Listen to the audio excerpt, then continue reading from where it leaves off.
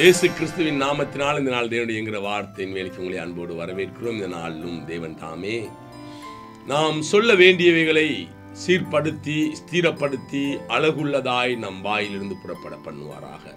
கண்கள் மூடி சொல்லுவான், இந்த நாள் நான் எங்க எதை சொல்ல வேண்டும் என்பதை நீர் எனக்கு சொல்லித்தார். அல்லேலூயா. இந்த நாள் தியானிப்பதற்காக எடுத்துக்கொண்ட வேத பகுதி மாற்கு 7ஆம் அதிகாரம் அதனுடைய 29வது வசனம். அப்போது அவர், நீ சொன்ன அந்த வார்த்தைகளின் நிமித்தம் போகலாம், பிசாசு உன் மகளை விட்டு நீங்கி போயிற்று என்றார். அன்பானவர்களே, சற்று கூர்ந்து கவனிக்கும்படியாய் கேட்கிறேன். ஆண்டவர் இப்படியாக சொன்னார். ஆண்டவர் சொன்னாரு, பிள்ளைகள் முதலாவது திருப்தி ஆகட்டும், அதற்கு பிறகு மற்றவர்களை குறித்து பார்ப்போம் என்று சொல்லி. ஆனால் இங்கே அவள் ஒரு காரியத்தை இயேசுவிடத்தில் சொல்லுகிறாள். சொன்னவுடன் ஆண்டவர் சொல்றார், நீ சொன்ன வார்த்தையின் நிமித்தம் நீ போகலாம். ரட்சிக்கப்பட்டாளா தெரியாது, ஞானஸ்தானம் எடுத்தாளா தெரியாது, தேவனிடத்தில் பெரிய பக்தியா இருந்தாளான்னு தெரியாது, நாள் முழுவதும் தேவனை துதித்தாளா என்று தெரியாது. ஆனால் ஆண்டவர் சொல்லுகிறாரு, நான் அல்ல, நீ சொன்ன வார்த்தை நிமித்த நீ போகலாம். இன்றைக்கு நீங்க ஐயோ என் கணவனுக்கு ஏதோ பிசாசு பிடிச்சிட்டு போல, என் மனைவிக்கு ஏதோ பிசாசு பிடிச்சிட்டு போல, என் பிள்ளைக்கு ஏதோ பிசாசு பிடிச்சிட்டு போல.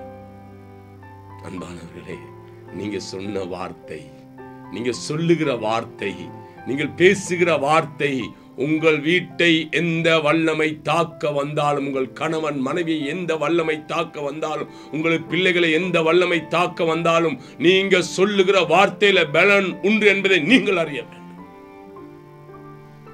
நீங்க சொல்லுகிற வார்த்தையில பலன் உண்டு. அந்த பலனை தேவன் ஒவ்வொரு வேளையும் அனுமதிக்க காத்து கொண்டிருக்கிறார். உங்களுடைய வாயின் வார்த்தைகளுக்கு பலன் கொடுக்க தேவன் ஆவலோடு காத்து கொண்டிருக்கிறார்.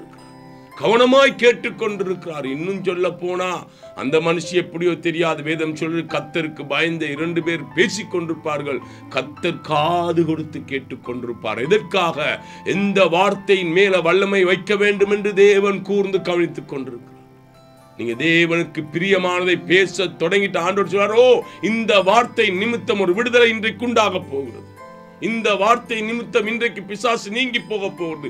இந்த வார்த்தை நிமித்தம் இன்றைக்கு உன்னுடைய கஷ்டம் நீங்கி போக போகிறது.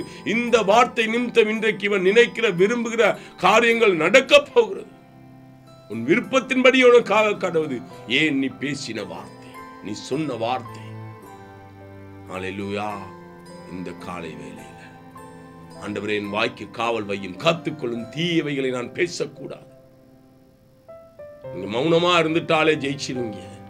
பேசினா, ஒரு வார்த்தை பேசினாலும் அல்லேலூயா, அந்த வார்த்தையில தேவன் வல்லமை வைக்கும்படியாய் தேவனை சார்ந்து பேசுங்க. தேவனை சார்ந்து பேசினா அந்த வார்த்தை நிமித்தம் போகலாம், பிசாசின் மகளை விட்டு நீங்கிட்டு.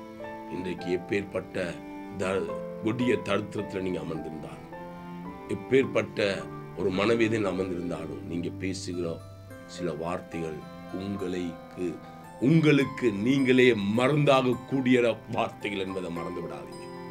கண்கள் மூடி சொல்லுங்க, ஆண்டவரே, என் வாய்க்கு காவல் வையும், காத்துக்கொள்ளும். இந்த நாள்ல நல்லதே நான் பேச எனக்கு உதவி செய்வீராக. இயேசு கிறிஸ்துவின் நாமத்தினால பிதாவே. கர்த்தர் தாமே உங்களை ஆசீர்வதிப்பார்.